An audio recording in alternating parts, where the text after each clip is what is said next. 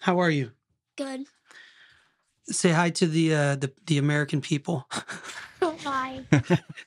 This is my son Teddy, and I'm very proud of him for a lot of reasons.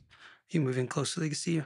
I'm proud of you for a lot of reasons, but especially because the other day you were at the library, and I'm proud of you because you dressed up so nice to be on the Conspiracy Dad podcast. You look very handsome.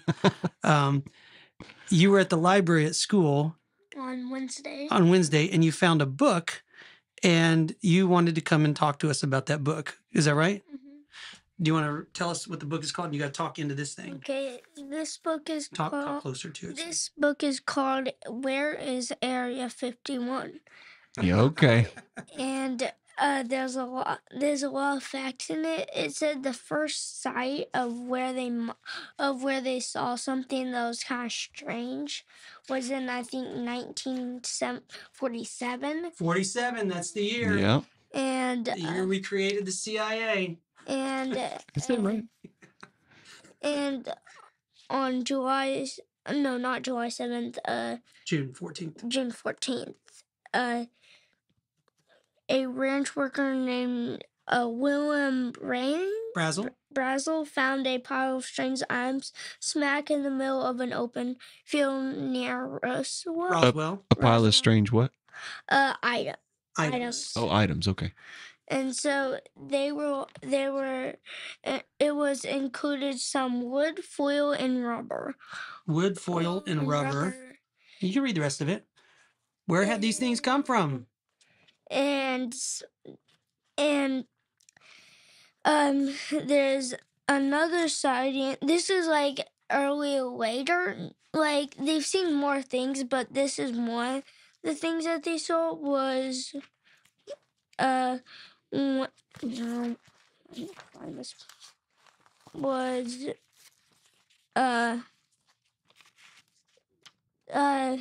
when people looked up at Nevada night sky, they had no idea what the strange lights and flat disc-like shapes could be.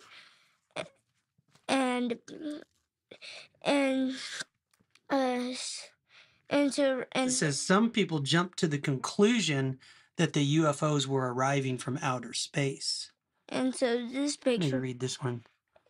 Airline pilots even reported sightings to air traffic controls on the ground and to the U.S. Air Force. Exclamation point, Air Force. Keep going, you're doing great. The CIA checked UFOs sightings against the Project Oxcart flight logs of when planes flew. The dates matched, but the public could not be let in the secret. So so they were saying it was like secret military aircraft that they couldn't talk about, right? Mm-hmm. Yeah. Dave, what do you think of that? Have you met our buddy Kokomo before? I think I have. He's probably been over here for a cookout or something. Yeah. He's a pilot. Mm-hmm. And much like the pilots in the book you were just reading, he has talked to air traffic control when he's seen unidentified flying objects. Mm-hmm. And yeah, air traffic control came back to him and said, yeah, we see those sometimes. Now, this is not an Area 51 where he saw him. This was in the Pacific Northwest. But I'm telling you, I'm just agreeing with what you're saying. Like, yeah, pilots see that stuff and they talk to the air traffic control about it. Do you think it was military flight, or do you think it was like extraterrestrial, like outside of this world? Do you think it was aliens flying this stuff? I think that was outside of this world. I don't think that came inside this world. Do you think it's possible that the military has planes that they haven't told us about, and maybe that's what it is? Most likely not, because most planes don't look like that. They have like wings that spread apart so they can fly better. Propulsion systems. Mm-hmm.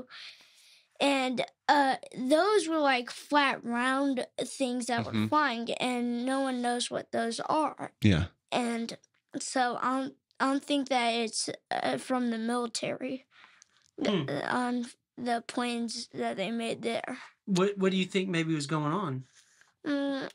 I know what was going. I technically don't know what was going on, but uh, I don't know how they came here or why they came here.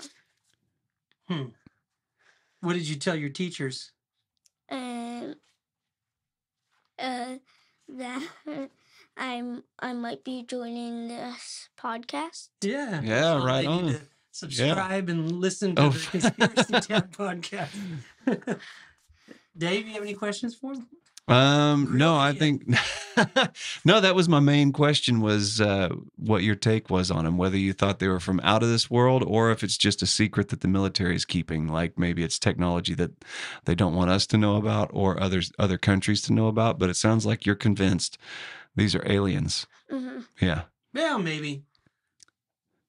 So Keep an open mind. I'll tell you what I'm finding with getting into this stuff is you can be sure about it right now one way, and then tomorrow you might go, you know what? They might be onto something with this military secret thing. And then the day after that you go, no, for sure it's definitely aliens. Yeah. So I told Dave I want you to be in Space Force when you grow up. Mm-hmm. You want to go join Space Force? Maybe. Fight the aliens? Maybe. How many push-ups can you do? In a minute, like 39. Oh, yeah, that's the requirement for Yeah, Space he's Force. totally No in. problem. Yeah. And you can throw a baseball pretty fast too. Oh, good. Yeah, that was the other requirement I read about. Yeah. Was there anything that you want to ask us about conspiracies or, Roswell, Area 51, any of that? Like, do you Come in do you close so like they can hear you on the microphone. Like, so you talk about history, right? A lot of times, yes. Mm-hmm. That was the only thing that I was thinking, because I think that I might go. I'm going to the library tomorrow on Wednesday, and so I'm thinking about getting a book. Why don't you get another book that has something cool in it and you can share it with us next time? Okay. Is there something in history that you want to read about? Like a part of history that you think is interesting? I don't know most of it, but once I go to the library, I see a bunch of it. Well, you could be our gopher to get out there and get us some good books on a subject. So you find something interesting to talk about and you come back and we'll be on the show again. Okay. All right? You're awesome, kid. Love you, bud. Thanks for coming on. Okay. You want to give Dave a high five? Right on. Oh, don't kick his camera over. All right. Going out. Thanks, bud. Good job on the book.